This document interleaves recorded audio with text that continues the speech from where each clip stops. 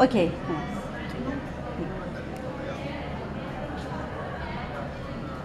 Tu poses des questions, non? Non, je vais donner un message. Ben, moi, je suis très heureuse de me retrouver ce soir avec vous, avec toutes ces résistances du CNRI, et puis d'avoir pu manifester ensemble notre solidarité avec des représentants, avec des femmes représentant de tellement de pays.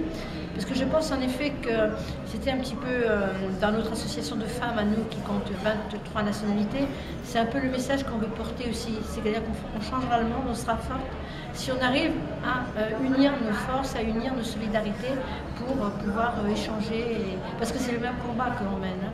Et bon, cette journée, c'est une journée effectivement de commémoration, non pas de la femme, parce que moi la femme, je ne sais pas ce que ça veut dire, mais des droits et des luttes des femmes partout dans le monde. Et ces luttes, la violence contre les femmes a pris toutes sortes de formes.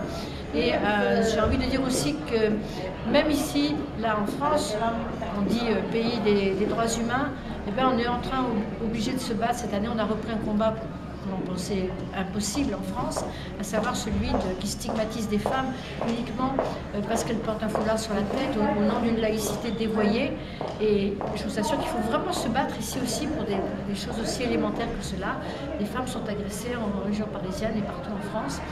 Et donc, c'est toutes ces atteintes au droit des femmes à disposer de leur corps, à disposer d'elles-mêmes, à prendre elles-mêmes les décisions, parce que nous sommes responsables de nos corps, nous sommes auteurs de notre vie, de la création de nos vies, de nos résistances. Et ça n'appartient qu'aux femmes. C'est à personne d'autre de le dire pour nous. Donc c'est le message que j'ai envie de dire, évidemment en rendant un hommage tout particulier à toutes ces martyrs, que ce soit en Camp Liberty, que ce soit à Ashraf, que ce soit dans les prisons turques, iraniennes et partout. Et j'ai aussi une pensée particulière parce qu'on a soutenu cette action pour les 3 résistantes kurdes qui ont été assassinées en plein Paris le 19 janvier 2013, dont on a commémoré le premier anniversaire avec 40 000 personnes, place de la République, le mois dernier.